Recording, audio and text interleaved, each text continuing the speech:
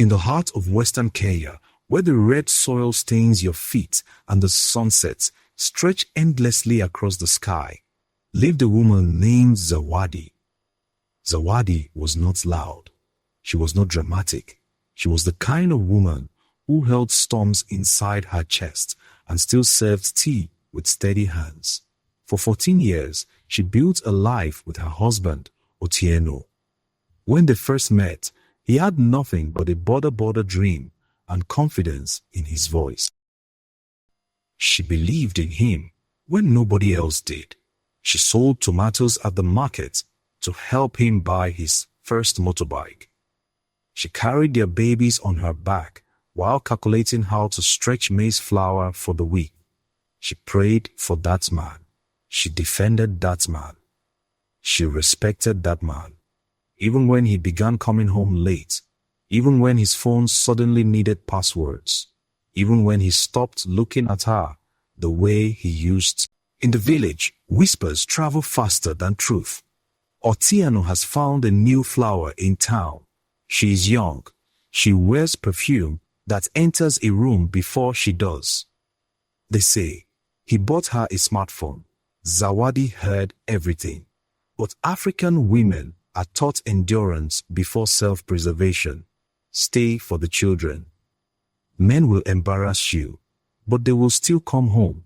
A second woman is not new, so she stayed.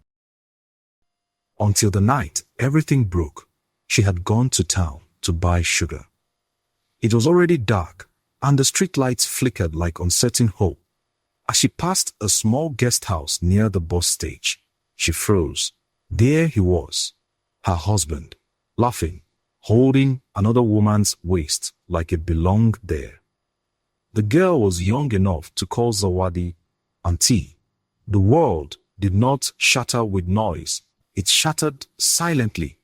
Otieno saw her. Their eyes met, and in that moment, Zawadi realized something painful. He was not even ashamed. He looked inconvenienced. That was the night she stopped begging God to change him. Under the mosquito net, while he slept heavily beside her, she stared into darkness. 14 years replayed in her mind.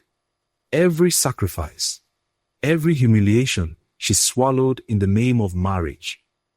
Her tears fell quietly so the children wouldn't hear. And then something shifted.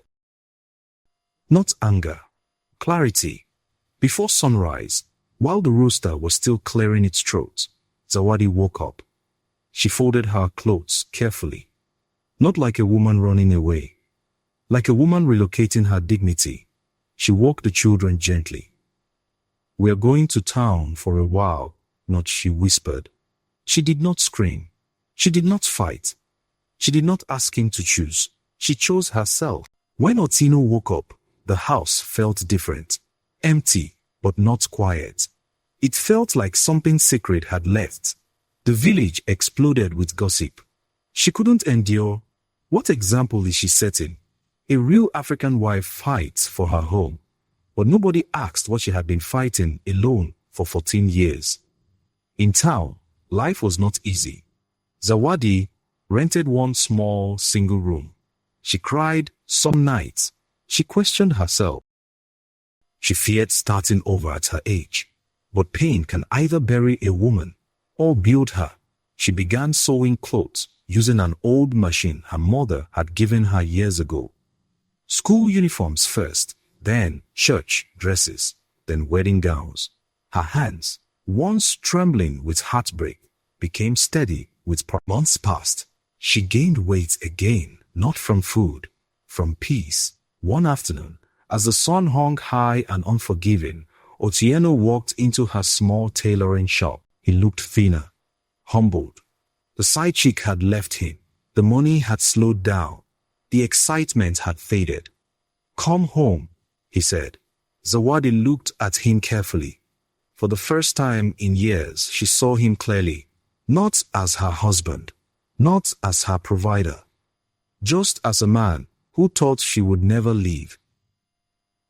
"I did not leave because I stopped loving you," she said softly. "I left Because I started loving myself. Silence filled the room. Outside Boda's past, life moved on. Otieno realized something too late. He had lost a wife who built him, for a woman who only enjoyed him. Zawadi never returned. She built a bigger shop. She educated her children. She healed. And every sunrise reminded her of the morning she chose dignity over desperation. Because sometimes the strongest African woman is not the one who endures everything. Months after Zawadi walked away, the village had grown quiet about her. But in town, her tailoring shop was growing louder. Women traveled from different estates just to have Mama Zawadi sew their dresses. Brides trusted her hands with their wedding gowns. Mothers trusted her with school uniforms. There was something different about her now. She spoke softly, but she stood firmly. Meanwhile, the new flower Otieno chose began to wilt. Her name was Achien, young, beautiful, confident. She loved the version of Otieno who bought her fried chicken and airtime bundles. She loved the thrill of being chosen over a wife. She loved the competition she thought she had won, but she did not know the full story. She did not know that when money is built by two hands, it becomes strong. But when it is carried by one ego, it becomes fragile. After Zawadi left, Otieno changed. He became irritable, defensive, angry at small things. The house felt heavy. There were no quiet prayers at night. No one waking up early to plan the week's meals. No one reminding him to pay school fees on time. Because Zawadi had not just been a wife, she had been structure, she had been stability, and now he was alone with excitement, but no foundation. Soon, business slowed.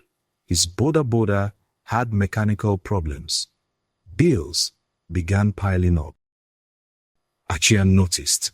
The weekend outings reduced. The gifts stopped. The laughter faded. And one evening, after a small argument over money, she said the words that cut deeper than any insult. "You are not the man I thought you were." She left, just like that. No 14 years, no sacrifice, no history, just gone. Otieno sat alone in the same house Zawadi once filled with quiet strengths. That is when regret arrived, not loudly, but painfully. She hired 2 young girls to train under her.